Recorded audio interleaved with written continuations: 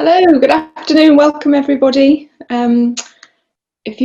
Those of you who I can see, so Ian, Pam and Sue, if you could just give me a wave just to say that you can hear me. Excellent, brilliant, we're working, great.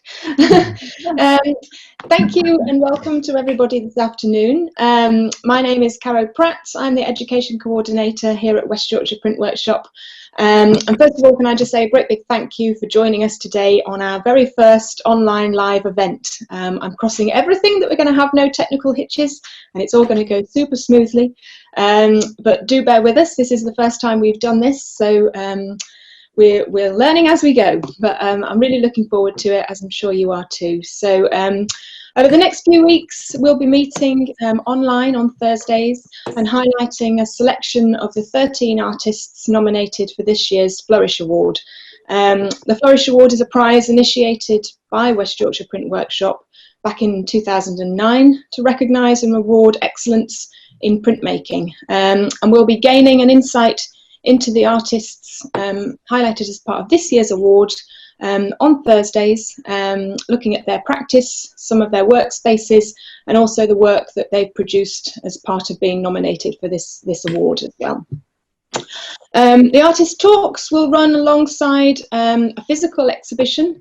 The shortlisted works will be held at our pop-up space, project space in Huddersfield. It's at the Piazza in Huddersfield, and it'll be available for you to go and see in the flesh until the 12th of September. And we encourage you very much to go and see it if you can. It's a wonderful show.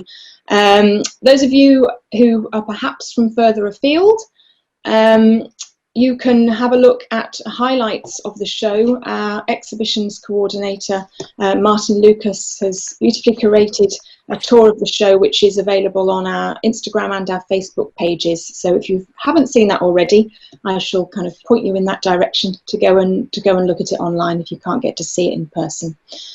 So today I'm delighted to welcome 3 of our talented artists that are as part of the award this year, nominated as part of the award this year. We have Susan Wright, Pam Grimmond and Ian Irvine, whose faces you can see on screen, I'm sure. Among other drivers for their practice, their work in particular explores the relationship between paper, surface and the printed image, be it through collage, folding, layering or manipulation in some way. Before we kick off and hear from them, a little bit of housekeeping for you all. Can I ask to make sure that those of you not speaking today have your cameras and microphones turned off, just so if there are any background distractions, if the delivery man arrives, we aren't all going to hear that. And for the best viewing experience, if you turn your view to presenter view rather than gallery view, you'll get to see the artists and the images that they're showing with you in the best light as well.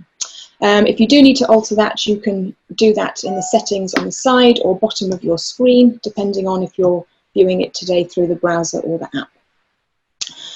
We will be taking questions towards the end of today's session, so if you'd like to ask the artist something, please do so by using the chat feature, which is at the bottom of the screen. It should look like a little kind of speech bubble for those of you unfamiliar with Zoom. If you send a question to myself as the host, I will then put those questions to the artists individually or collectively, depending on the question you've asked, at the end of the talks, which will be about half an hour, 40 minutes time. Okay, and so it is. Without further ado, I shall hand you over to our first artist for this afternoon, which is Susan Wright. In her own words, an experimental printmaker concerned with narrative, artefacts and landscape. So Sue, if you're there, over to you. Yes, I'm just wondering how to get me upon the view rather than the background. I can see, well, we can see you, I can see you. Okay, that's in your lovely studio by the look of it. Yes, yes, well, welcome to Halifax and to my studio, which is slightly bigger than the studio which I was in during lockdown, which I think came up in some of the information that came through in Flourish. So back in the real studio, which is in a place called Artworks in Halifax, and it works very well for me. It's an independent art school, and downstairs on the ground floor we've got some fantastic old printing presses, not quite as old as the mill, but they're, you know, jolly good old cast iron printing presses. And this environment, this 1830s mill, suits my work really well. I'm interested in heritage. I think living in Halifax, you have to be interested in heritage and in the past and how that's perceived now, how it affects us, and how our legacy might be perceived by others in some archive of the future. And so my work is concerned with time, archive, and the relationship of discarded artifacts with the earth that they came from, or in some cases that they were found in. And I think the work reflects both the delicate nature of specific artifacts and the tensions between them and the fragility of physical landscape, which over time has impacted on those artifacts. They're both affected by the overwhelming destructive nature of humanity, which is a bit of a bold statement to make, but actually I think there is that relationship there. And what I aim to do is to reveal this insubstantial nature of the original artifact. And by doing that, I would hope that the prints themselves that come from that reflect current threats to stability of the earth and where we are going. Many of the things I found, they carry a certain knowledge and information. They are, any archive in any way is a record of human history and interactions. But the prints that have developed from that hold and record a different history. And these reimagined printed artifacts are seen by others in different ways, and that's interesting to me. Not just this audience here and now, but people perhaps in a future context where they don't have the same cues and information that we have about those particular artifacts and what they mean. So it's what new narrative they might bring. I experiment with etching, holograph, monoprinting, and I make both 2- and 3-dimensional pieces. Now, if this goes right, I'm going to bring up some images in a moment from my screen and be able to see them, but some of them are on the wall behind me. So here goes, and I'm going to try and share my screen with you.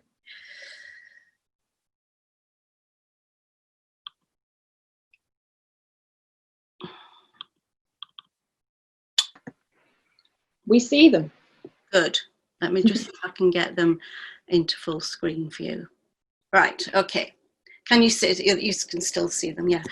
In order to make the marks that I've found, it's objects that I've found, in this case, books that you can see have been kicking around for quite a long time. Usually they've been forgotten. Just see if I can move it. I need to just move the, there we are, that's better. All sorts of things. These were yellow pages that have been around for a while. And these are the kinds of things that I use to make the imagery, because these have physically been changed by the environment in some way. So what I try and do is step back from them and try and see them outside their context. So they're no longer books. They have these words and things on them, but it's the nature of the object itself which interests me. These old decaying books, forgotten, and the language actually doesn't matter, because if it is some audience of the future, they wouldn't know what that meant anyway. So they would make their own assumptions about it, and it's the ephemeral nature of these things which directs my work. So printing, the edges of the page are really important, as are the books themselves, and using those edges to make marks results in these quite map-like drawings. They were never meant to be maps, and I still don't think of them as maps, but they are perceived as maps. So they have become map-like just by, and that's audience participation driving that forward. People will say, ah, these maps are, you know, that changes it. So they're retelling their own history now. That, you know, the objects are making a new history. They're making something different. And I use very large aluminium etching plates quite often, as well as smaller ones. But these are very large. These are 65 by 65, I think. And changing the imagery by using colour. That's a single plate etching. And cutting the paper to make contoured pieces, I've done quite a lot, so that there are different ways of looking into the print, and the print itself no longer sits on a single plane. It's moving out of several planes. But I do make lots of other conventional prints, sometimes using, I like to cut up etching plates once I've got them. You know, there's nothing nicer than cutting them down and making other things from them. So I like the whole process, the whole printing process to be driven by the prints themselves. And I don't think I ever really truly make an edition of anything, because these single plate prints are reliant on the applications of colour to make them work. And sometimes the prints become quite earthy themselves. They have that universal appearance of the earth, as these have. Again, single plate prints. But as well as manipulating the prints and the printing process, I like to manipulate the plates themselves. Yes. Can I just ask a question? So I'm still seeing the books. Should I have another? Yes, sorry. I'm just aware that you were just talking about print plates, and I'm still seeing the books. So I just wondered if something had just gone a little awry there. Yeah. Yeah, I've just been going through I thought I was sharing my screen with you, and you're seeing what I was seeing. Well, I can't. Oh, there, I can see that now. Some circles. Yeah. Is that different, or is it? Are you still seeing the same thing? No, it's changed. I've now got some kind of grey and white circles. Okay, let me just quickly go back then. I don't know why that wasn't sharing. I've just been through quite a few photographs. That's quite a few images. Presumably nobody else was seeing those either. Right. Okay. Do you want to just have a little flick to see if they are flicking? Because I'm still getting the grey circles at the moment. Right. Are they flicking now? Are you seeing different ones? Because I am. No, just the same one. Okay. It looks like I have to go to new share each time for each.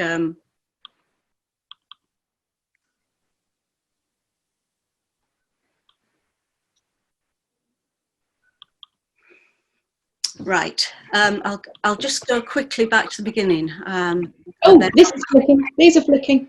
Are they? Okay. Yeah. I'll go back to the beginning. Okay. And just do a swift resume. So can you see the books? Yes. Yes. And a different one? Yes. Right. Let's go. That's good. So these are the objects that I've found and the things that I'm drawing around. Okay. And you can see the edges there of the book. And the resulting images are looking like this, rather map-like. And I've spoken about these. Can you see them? There's the contoured one that I spoke about earlier. Yeah, great. Oh, God. And then more conventional prints, single plate prints, as I said earlier, not editions. And then the sort of more earth-like ones, which again are etchings.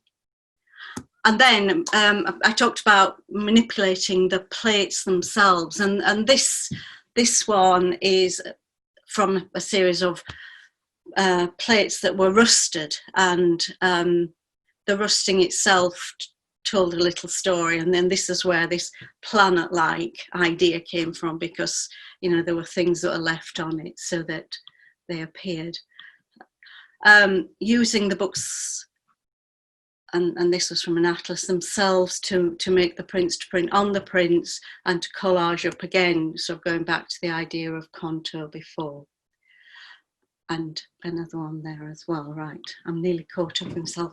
And using the using physical books to print on and produce three-dimensional work,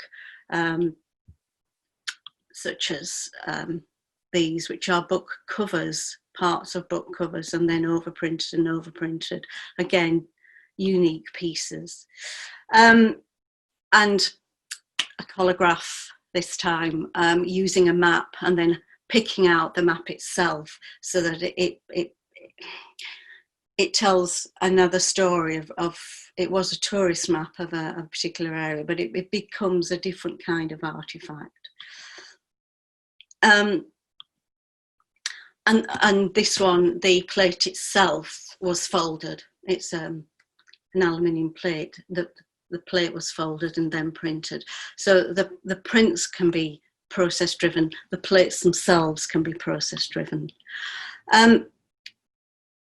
But I make a lot of paper and print a lot of handmade paper. And within these pieces are pieces of the old books or artifacts or whatever they were. The paper tells its own story, makes its own shape, because once it's printed on both sides, it can be dried and it forms its own shape. So it's kind of forming its own landscape. Sometimes the paper's manipulated slightly over rocks or other shapes so that it becomes another thing.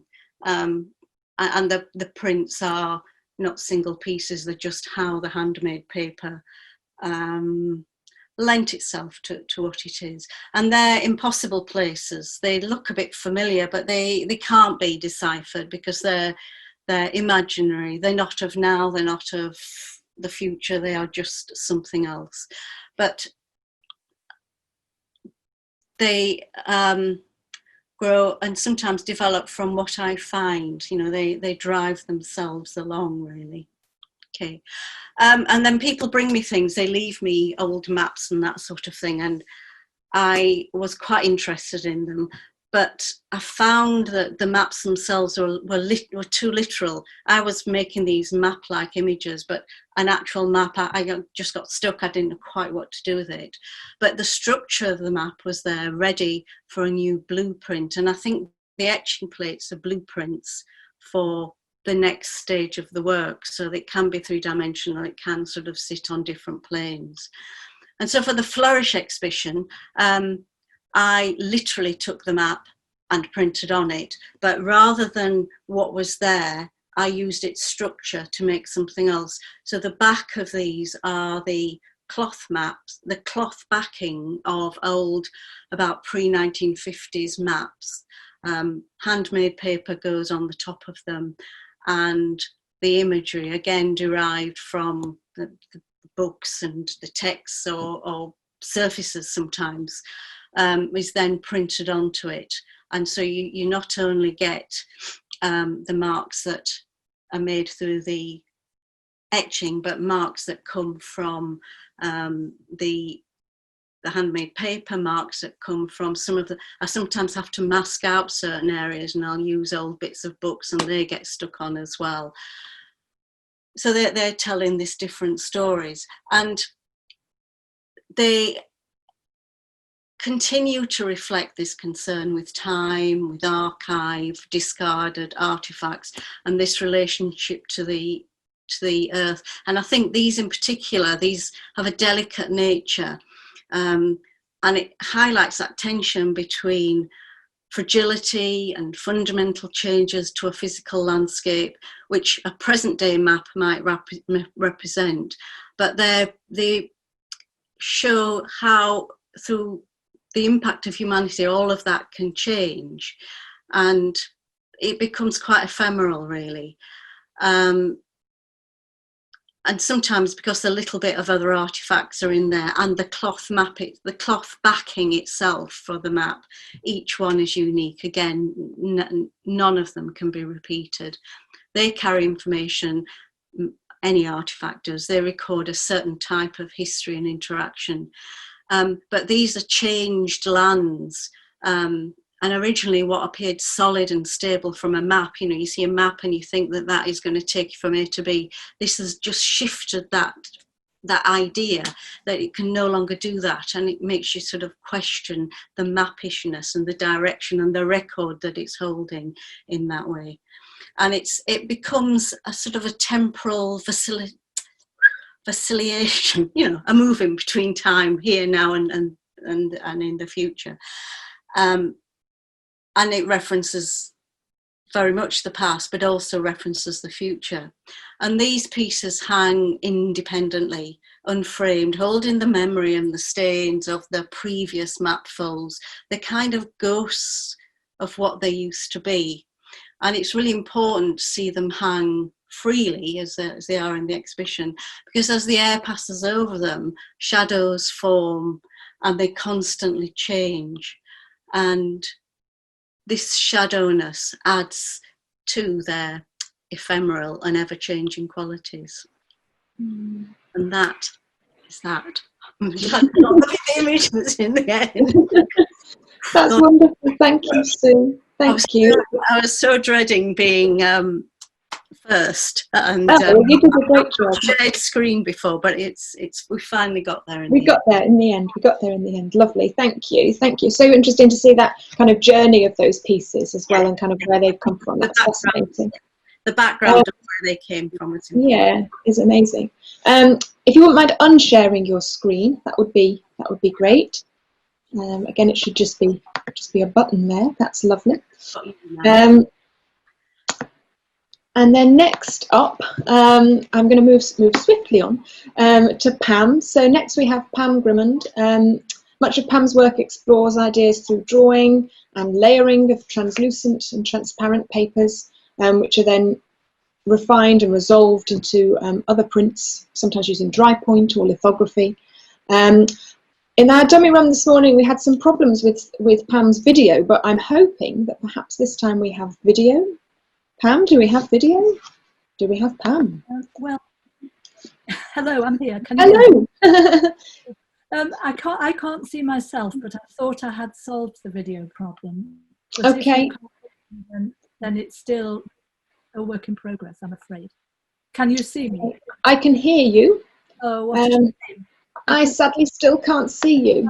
To all intents and purposes, the video is working, but it's not working, obviously. So I'm very sorry. I'll just. We can hear your voice though, Pam. So that's half of it. Okay. Do you want to see if we can see your PowerPoint, the images that you created? Yes, certainly. Shall I press on the PowerPoint, or shall I press? Yes, let's have a go with that. Yeah. So can you see it?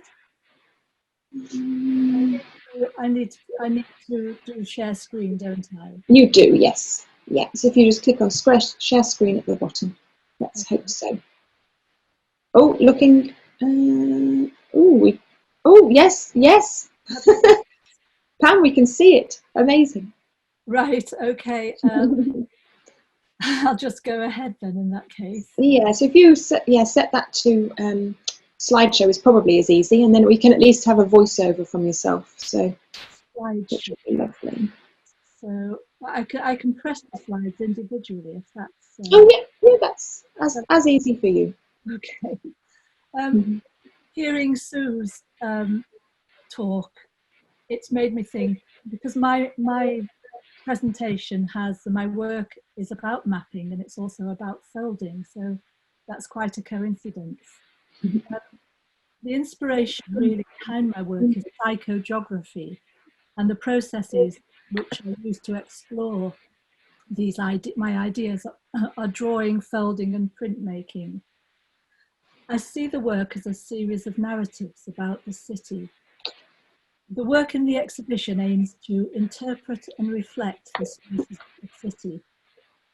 architecture becomes a means to explore and articulate ideas about space. The presentation shows the inspirations and processes which have contributed to the development of my work. These are the kind of things that I was photographing as I was walking around of various cities, London, but also Glasgow and other cities. Work originates in urban architectural space. Inspired by psychogeography, walking is essential. Inserting the body in space generates an awareness that has the situationist's derive or purposeful walk as its historical frame of reference. This work by Dora Maura is a frottage drawing on paper and is a single element of a series of 6 pencil rubbings. Each element traces a different set of folds in the paper, creating individual geometrically abstract patterns. Seeing this work was significant because it really influenced my drawings and use of paper in printmaking. I was inspired by the material quality of the transparent paper, which I do use a lot, the contrast and the way the folds affect the surface of the paper, and also the graphite applied over the folds. This was one of a series of folded drawings which I made quite early on in this series of work. A simple shape extracted from the city was folded along each of its edges and continued to the edge of the paper. Cut-out lenses accentuate different areas, relating to the way that glimpses or aspects of the city can suddenly appear, becoming significant.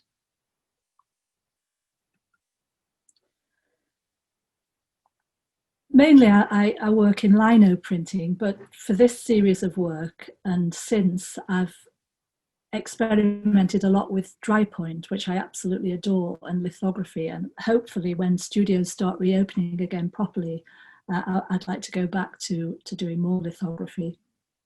So the light and dark areas in the background of the left-hand piece seem to add to the drama of what looked like city architecture falling and being sucked in towards a point in the lower half. There's something destructive going on, and I began to explore this idea in other prints. Traced drawings create the opportunity for lines to be drawn and redrawn in an almost endless cycle that can be related to the notion of memory. The trace of something that already exists implies the movement between past and present. Michel Serres believed that, I'm quoting him now, time can be schematized by a kind of crumpling, a multiple foldable diversity. He explains, and I love this explanation, if you take a handkerchief and spread it out in order to iron it, you can see in it certain fixed distances and proximities. Then take the same handkerchief and crumple it by putting it into your pocket. 2 distant points suddenly are close, even superimposed. This gave me the idea of folding my drawing from top to bottom and then from left to right, essentially creating 4 pages of a book and forming a new interpretation of space. Lygia Clark's folded metal pieces inspired my series of folded prints, and later I found parallels in the work of Rana Begum. I started to make, I call these fragments and my folded prints. They can be opened and viewed in a number of ways. So I had great fun opening, turning them back to front and adding little bits of colour. They can be opened and viewed in a number of ways, resembling the form of an artist's book. Hillebrand observes that the space occupied by an artist's book resonates with the shifts in focus experienced physically within the spaces encountered within the city, and she talks of this as a spatial embrace. I started to play about with curling things. 2D started to move towards 3D, although that's as 3D as it gets. Furl, I was interested in the word furl, to become rolled up or curl. it became necessary to consider the relationship between the printed and non-printed areas. Deleuze talks of the unfold, stating that clearly this is not the contrary of the fold, nor its effacement, but the continuation or extension of its act, the condition of its manifestation. Painted and non-painted surfaces are not divided as are form and content, but as the full and the void in a reciprocal becoming. I enlarged sections of the fragments and printed them onto acetate, which facilitated an open-ended way of working where layers could be considered separately and combined in different ways. These Giorgio Griffer, I saw in an exhibition in London, set me thinking about how to display my work. And it's interesting that Susan said that she didn't want to put them in frames. In the end, I did frame mine, but I've also had them in exhibitions when they've just hung loose. And there was this conflict, shall I frame them? Because it kind of pinned them down and they could no longer move. But in the end, that's what I did. So yeah, I've gone down the framing route. I love this by Dorothea Rockbourne, and she sums up my feelings about the importance of paper exactly. She says, I came to realise that a piece of paper is a metaphysical object. You write on it, you draw on it, and you fold it. She is interested in paper not just as the ground for a drawing, but as an active material, its inherent qualities determining the form of the artwork. And then I started to combine the folded prints, making, I call them configurations, and the movable pieces present a changeable narrative of the city, alternately revealing and concealing different aspects within each configuration.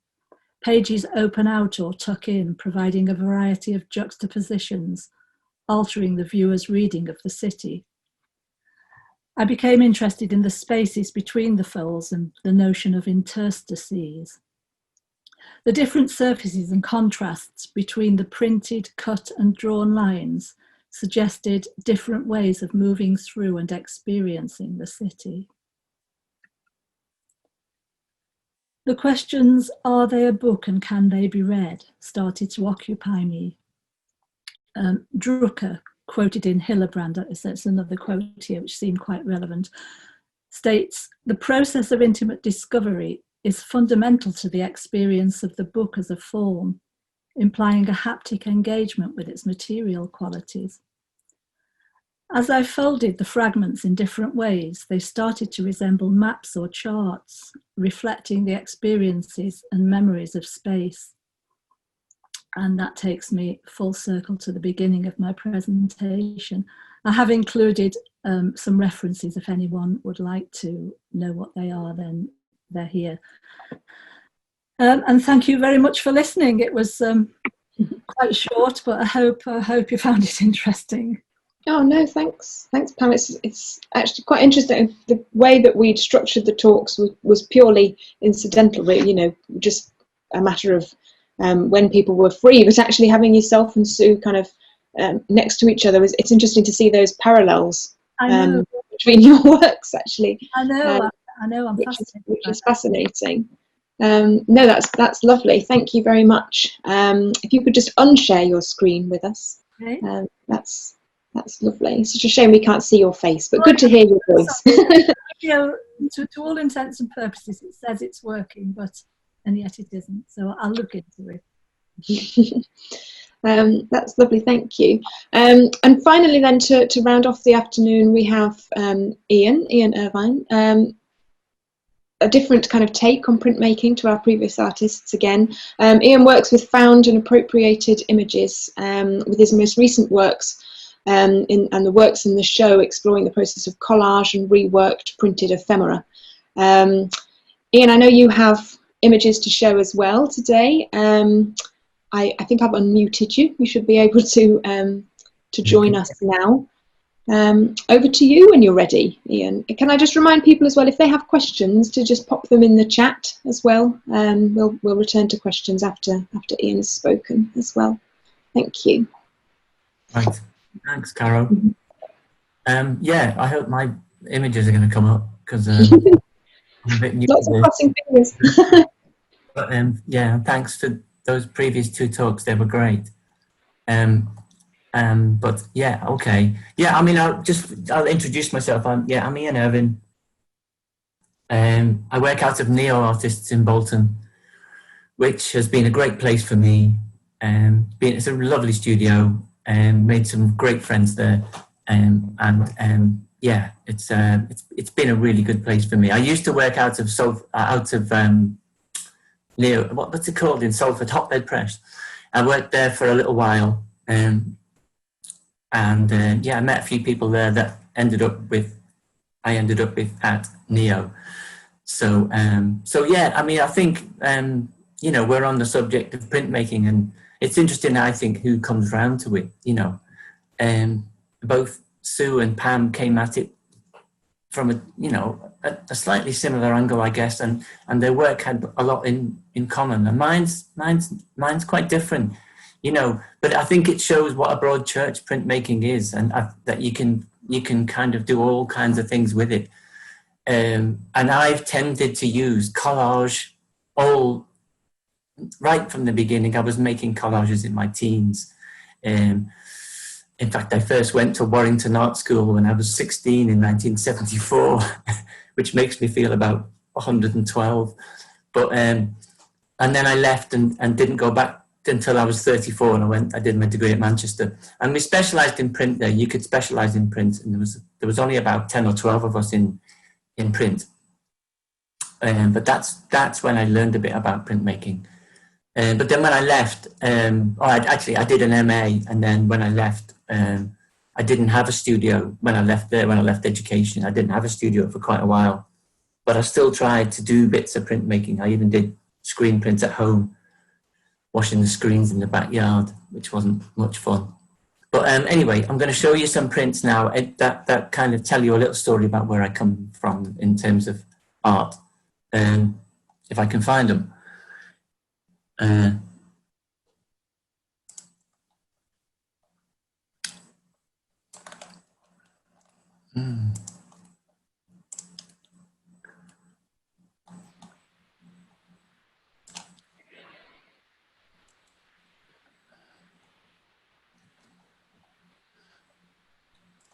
Caro, do I click on the image first and then go to share screen, or is it the other way around? Go to share screen first, and then you should be able to locate the images. Where is it? Where is it? Okay, yeah. Right. There we go. Are we up? We're up. Yes. Okay. Right. So yeah, I've showed you a couple. I'm going to show you a couple of collages first. You know, they're absolutely typical of what I do. It's peculiar, but it's kind of over the years, you know, my work's kind of boiled down into printmaking and collage, and it does account for, you know, nearly everything I make. But the collages are a bit different from the screen print, so they've become a bit separated lately. There was a time when I made collages, and then the prints came directly from them, and I worked like that for quite a long time. But I make collages like this that they come out of the surrealist kind of tradition. You can see that they're quite jarring, they're quite strange, that you know, they're a bit odd. Sometimes they're funny, sometimes they can get even a bit disturbing. But I like, you know, you can probably guess the artists that I like: Max Ernst, René Magritte, and Duchamp as well. But, you know, Magritte and Ernst, you know, are a huge influence on these kinds of things. And also more recent great collagists. I don't know if you know John Stezuker or Linda Sterling, but their work is both been an influence on me as well. So I mean, you know, the other thing I've done is, because I teach art history as well. So I suppose the history of art and the way we look at pictures and what you can do with them what really interested me. And I've got quite an awful lot of my collages, not all of them, but an awful lot of them in the last 7 or 8 years have been based on paintings that I've got from, mostly from auction catalogues or just old books on art. I'm always buying books in charity shops. So, and I'm sure quite a few artists do that, have that habit of curiosity and things. So I've bought I've cut up an awful lot of books, which is kind of shameful, but it's what I've tried. I like to think I've made something new and nice out of them. Although a clown being bitten by a snake is not all that nice, is it? But you know, it's kind of I do deliberately make things that are slightly jarring, you know, and slightly weird. Clowns have always been a bit scary, I think, and yeah. So, but you know, I tried to get better at the technique really, and tried to make these images look as if you could believe in them. In other words, you know. So, so yeah, that's kind of where. That's what was happening with the collages, and I'm still making them. I still continue to make them. Earlier on, some of the collages, this is a solar plate etching. Quite a lot of the time, I would make a collage. So this was, you know, it was quite a simple collage, really. I found this image of this motorcyclist and gave him the head of this bird of prey, and then I scanned it or photographed it, turned it into an etching, and you know, I suppose that the etching itself, the collage itself looked a bit raw and a bit rough, but when it became a print, it kind of unified it a bit. And that was another thing about printmaking that I thought, you know, was kind of interesting. So this is typical of the ones where I used to just make a collage and then it became a print. I did quite a lot of solar plate etching as well. It's the non-toxic version of the old photo etching, which I've done too, but it involves a lot of acids and it's quite toxic. So yeah, I made quite a lot of things like that. This was a collage that I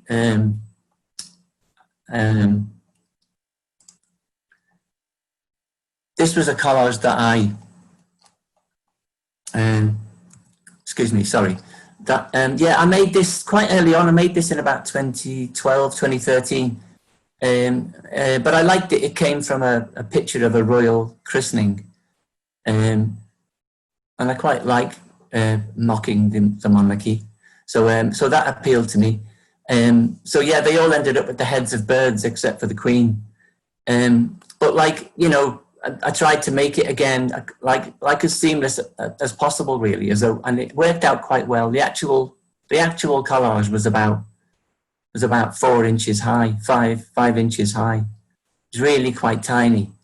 In fact, somebody bought it in the end, so I don't own it. But yeah, but this was another one that got made into a screen print, which is now in the collection of the Williamson Art Gallery. They bought 2 prints off me. But you know, yeah. So this was I was always interested in found images and what you could do with them, really, changing the story of them, really, essentially changing the story, usually from something benign and pleasant into something a bit less lovely. But in that process, I thought there was a lot of interest, and yeah, and because I was interested in the artists I've just mentioned. So that was, you know, these were typical of ones that ended up as prints. You know, this was absolutely directly influenced by Max Ernst. If you know Max Ernst's collages of the 1920s and 30s, you'll know exactly what I mean. He made them from buying a whole bunch of he was the first person to do this, I think. He bought a bunch of old Victorian books on Victorian engravings. And then he cut them up and made them into these rather strange and weird little new stories. He did in fact he did collage novels, which I don't think many other people have ever done. He did whole books of these things. So I'd always absolutely loved them. I went to see the retrospective. I think it was at the old Tate Gallery before they opened all the others on Millbank, and it was just fantastic. And the other thing about Max Ernst's work as well, it was that it's very funny. You know, rarely do you go around a great art exhibition and you find yourself laughing. But Max Ernst's work is great. You know, both him and Magritte have got a great sense of humour. There's a lot of humour in surrealism, which is another thing that appeals to me. But yeah, so I did the same thing. There was a place when I lived in London that I used to go to a book called the Dover Bookshop in Covent Garden, and they used to produce their own books. They were like a publishing house as well, and they produced books of old images, old engravings, old kinds of, and they were exactly the same kind of thing that Max Ernst made these from. So I bought a few books, had them, they copy really well, easily, because they're all pure black and white line. And then I did the same thing as him. I cut them up and made new images out of them. But if you look at if you know the Max Ernst ones, they look exactly like this. But this ended up in the collage. It was made into a collage, and then the collage was transferred to screen, and I did it in this nice sepia brown color. But yeah, I just find images like this kind of, you know, I like to make them, and I like the immediate kind of visual, what the hell's going on kind of reaction that most people have. I'm really showing you a series of things where collages became prints. Some other little things, that the reason why I like screen print is because you can kind of do anything with it. You know, I'll be talking a lot about some of the other images that come into my work. You know, there's images of films and of other art through the art history thing, old illustrations, comics, pulp novels is another thing that I collect.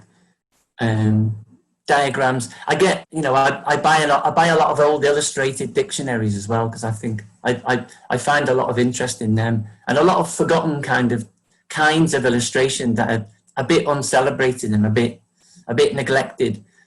And it's the mashup of all those kinds of things, all those kinds of imagery that I find interesting. But records, you know, I've still got about 400 of these things. So I like them as objects, and I just like the idea of changing the title. This was done for the 2020 print exchange about 2 or 3 years ago, which I know West Yorkshire been involved with quite a bit. I don't know if any of you have taken part. It's a nice thing. You make a 20 by 20 centimetre print or something that fits on that, and then they tour around the country at various places. So I took part for about 8 or 9 years, I think, and this was one of the things I did about 2 or 3 years ago. But I was at the time I was running a course on British art, and George Stubbs, he's from Liverpool, and I'm a Scouser. George Stubbs from Liverpool, he's the most famous horse painter in history, and for some reason I connected him with an image of a record I just made, and I'd done prints of vinyl before, so yeah, I just retitled it "Horsing Around" by the George Stubbs Quartet. Written by Hambletonian and Whistlejacket, which are the names of 2 horses he painted. So that was just a bit of fun, I think, and it's quite light-hearted, it's quite throwaway, but that's the kind of thing you can do with screen print, and that's what appeals to me about it. This was another little throwaway thing, but I put it in because, you know, it was you make a lot of kind of. I'm always making test prints when I'm doing screen print. So like, there's always things going on. I'm always over printing stuff just for the hell of it to see what happens. And you end up cutting them up and making things out of them. I posted this on Instagram because I thought it looked like a Francis Bacon. It looks kind of, you know, a bit scary. You don't quite know. You can see a human face there, but it's all kind of, so, and I love Bacon. So yeah, I mean, those kind of things appeal to me. This was just an image that I just didn't know what to do with at first. My brother went to Russia, he's inclined to go to markets and you know, boot fairs or whatever you call them over there. And he found two little images of old Russian film stars. We presume they were film stars, you know, but I can't read Russian. I didn't know what they were called. And we were doing an exhibition at the time at Neo Artist Gallery called Dead Funny, which was themed on death and humour. Funny combination, but so yeah, I did. So I just made them into a screen print, and I put Dead or Alive, which was a thing they used to put on posters in Western times, you know, which I'd seen lots of times. But actually, I put a question mark at the end because I didn't know. I was assuming this picture was taken back in the 50s or 60s, and I didn't know. I did a male and a female one, and this was the female, and I didn't know if she was dead or alive, so I posted it as a question. And I printed them. I printed an edition of 20, and put them on the desk at the exhibition, and sold them for 10 quid each. So, you know, sold about 16, by the way. So yeah, that's another thing I like about screen print is you can find the right solution to kind of to images. Comics also interest me. You know, especially the kind of uncelebrated kind of comics, you know, the really cool ones are like the Marvel and the DC ones that have Batman and Spider-Man and all those things. And there's a massive audience for them now, as well as about 1 million movies. But these were the ones I grew up with, you know, they're a bit uncelebrated. Certainly the artists are pretty anonymous. You never hear about them much. But what I did with this was I went through about 30 old annuals that I had, and I just cut out the frames that had noises in them. So there's no dialogue here. I called it silent noise poem. There's no dialogue. There's just noises and images. And I like the idea that, you know, noise, all you've got is noises, but you can't hear them. So yeah, there's just a series of panels from different comics with just noises, and it becomes a kind of weird little poem, you know, a kind of thing. And I quite like that. And it's this disparate, weird bunch of different kind of imagery that interests me really. And screen print's just a great way to do it. This one was based on obviously the kind of colour chart you might get in B&Q. And it was just this isn't like the rest of my work really. It's really quite different. It was a very sort of particular idea that had to be done a certain way. I had the idea kicking around for a couple of years, and I didn't have a print studio. So when we first got into the studio at Neo Artists, after a few months, I got used to the place. My friend Dennis and I produced this print. Yeah, it's done quite well for me. In fact, it's probably had more critical reaction than anything else I've ever done. I like the idea of colours belonging to people, you know. So I trawled through sort of a lot of kind of popular. So you know, the sportsmen. There's literary ones. There's ones from movies. You know, there's a band in there. There's characters that I remember, which from when I was a kid, which give your age away. If you know who Dixon of Dock Green is, you're probably not under 40. So, you know, those kind of things kind of interested me as well. So that was a very particular idea for which screen print was the perfect medium, I guess. And then the series that I'm currently into now, which which is at Flourish. These were made, actually, these were commissioned. They were made for a central Manchester hotel called the Stock Exchange Hotel. It was originally the old Stock Exchange out from Manchester. So I was asked to do a series of works, which I hoped were all going to be in the hotel. In the end, they only bought 2 off me. Tight, too tight. But like, yeah, so I made this series. So this was, yes, it's a disparate bunch of images, but these are all about stocks and trading and the history of money. There's an old Renaissance painting, and a Flemish painting of 2 moneylenders. There's Victorian engravings. There's the man who actually designed the building. yeah, there's the famous 1929 crash in the stock market. So all of those kinds of things. So this fed into, that was a specific theme for which I found different images and made into a screen print. Yeah, it also includes these hand-painted flourishes, not hand, they're still screen print, the whole thing is screen print, hand-painted by me onto and then transferred to screen. I liked them to look a bit like paintings. That's what I liked about Rauschenberg, who was the biggest influence on these things, Robert Rauschenberg, if you know his work. Actually, I should have done what Pam did and showed some of some of the artists that influenced me, but I think you get the idea. This was from a show last year at the University of Liverpool, which is called Victoria Gallery. They gave me a little solo show, and they gave me access to their collection. They wanted me to react to make work which was a response to their art collection. They've got quite an interesting collection, some interesting ones. There quite a lot of equine paintings, some strange portraits, and the central image is a Joseph Wright of Derby painting, quite a conventional kind of 18th century portrait of a lady. And the other things come from they have things about science and the history of dentistry and all that kinds of things, and those kind of images interested me as well. So that poor man with that strange brace on comes from an image from their from the history of dentistry and all that kind of. So yeah, again, it's the same kind of thing. It's a mashup of images pulled together, hopefully in some kind of cohesive way, with colours, with gestures, with composition. This one is in the Flourish show. You might recognise it.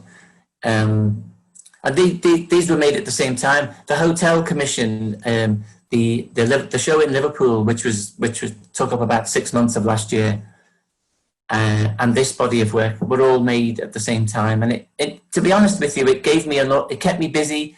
It's nice having what do you call it, an exhibition on the horizon, because it makes you work, and I'm lazy. I'm naturally quite lazy. So if I've got an exhibition on the horizon now, I don't want to be seen to look bad, so I do the work. So yeah, these bodies of work came from that period, from the last 2 years, and I think I learned a lot about screen print in the process of making these, and yeah, these are just the images. For the hotel, it was a specific theme. For Liverpool, I was responding to the collection.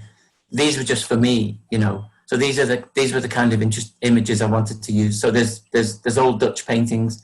There's references to movies. I really liked that Jane Mansfield that image of the glamorous woman. It was a tiny little picture it was about 1.5 inches high, but it was a half tone. So I scanned it at high resolution and then printed it about A3 size. And I just liked it. There's something kind of tragic about that kind of glamour, I think. Marilyn Monroe's been done a lot. Warhol did it, etc. But so it comes from that kind of thinking. But Jane Mansfield was in a way even more tragic. She died young in the mid 1960s, and with her face and her body, she was treated a certain way. And so I kind of find a bit of pathos in that. So yeah, that's why I use those. And the other things are, pages from pulp novels and things. So I suppose you're tempted to connect the images and try and make some kind of narrative out of them. Are we nearly there, Caro? Well, we are there. We've run over a bit, I'm afraid. But yes, we are. Yeah, well, you see, these come from the same series, so you could say the same things about them, slightly different things. Handmade drawings, found images, film star, even a bit of Murder in Fine Print. I thought that was a good title. So thanks, everyone. Oh no, thank you, Ian. That's great. A real whistle-stop tour into kind of some of the things that you've been working on in the past, which is great to see. If you could unshare your screen, there you are. There, you're back. Welcome. So thank you to all three of our artists there this afternoon. If anybody has any questions, as I say, please pop those into the chat box at the moment. Some kind of positive feedback coming through on the general chat and also on the chat just to me, just about how interesting it is to kind of hear more about the background to the work. Often, as is often the case when you're in an exhibition, you don't get to see or understand some of the work that's gone into some of those pieces, or where the artists kind of are coming from. So that insight has been really kind of thought-provoking, really, and very insightful. So thank you. A question, I just got a little question just for you. I am conscious of time, Ian, but just a little question. Would you say that kind of humour drives how you put those elements together, or is it more kind of a practical element as to how you put those together? You know, you talked about kind of being interested in how you are kind of piecing, the technicality of piecing those found images together. Would you say, in one word answer, is it the technicality, or is it the humour, or is it kind of both of those things that Oh, it's both, yeah. I mean, you know, I think the humour probably comes in more directly, more obviously in the collages than it does in the screen prints. Mm-hmm. You know, but it might come out in those things. But I think humour is a bit underrated as a quality in art generally, and so I think, you know, I do quite like to put that in, but I think it comes out more obviously in the collages. Yeah, definitely. Thank you. A question here as well, just coming through. Some of you have mentioned kind of master's degrees. Sally Ann would like to know, how did that influence your practices and also move your practices on, those of you who did a master's? Okay, shall I start with that one? Yeah, lovely, thank you. I did my master's. I finished in 2018 because I'd been doing lino cuts for about 5 years or more, and I wanted to diversify and explore my interest in architecture, really focus on that. So doing the MA really helped to move my thinking and my practice, and I can't recommend it more. It was the most fantastic thing I've ever done, really. So yeah. Lovely.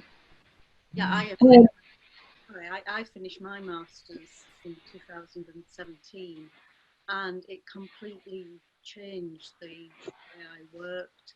And yes, like Pam says, it was hugely influential. I don't think for one moment I'd be doing what I'm doing now, or kind of fitting into the work in the way that I'm doing that now without that masters. And plus you gain a whole community of people, contacts, friends and influences, which you come across. Absolutely. I agree with you. It does. I mean, I did mine at Chester. It was called University College Chester at the time. And yeah, it was another level, especially the reading you had to do for it. You know, we did an awful lot of reading, and you know, and theory alongside it. And you know, I think I taught art history afterwards. I don't think if I'd done an MA, I'd have had the nerve to go into a classroom and talk about art in the way I do now. So yeah, that was a huge thing, really. So yeah. Agree, both of you, but the best thing of all, and I never thought I would say this, was doing the dissertation, and that involved the reading and the research. But I gained so much from doing that. So yes, definitely do an MA. Yes, I agree. You can't see me nodding, so I'll just say it. We can imagine, Pam. We'll imagine. Yeah. Thank you very much to all our artists this afternoon. I'm sorry we have run over a bit this afternoon as well, but thank you for sharing an insight into your practice. It's been really interesting and hopefully valuable as well to our audiences as well. As I said, the exhibition of the physical work, for those of you who can get to Huddersfield to see that, is up until the 12th of September. here we go. So you can hopefully see that and get along. The project space is open Tuesdays, Fridays and Saturdays, 11 till 4. So it would be great to see some of you. Hopefully as well, some of you can get to join the second of our artist talks next Thursday. We have Louise Garman, Louisa Boyd and Flora McLallen on Zoom at 7:30. We've got an evening slot. We're just checking out the different time slots, see which works better for you guys. So it's a little bit later than today's, so 7:30. Those of you who received the link to this particular talk will automatically get the link to next week's talk, so you don't need to re-register to get that. So yes, thank you again. Thank you for joining us, and we hope to see you again soon. Thank you, everybody. Bye-bye.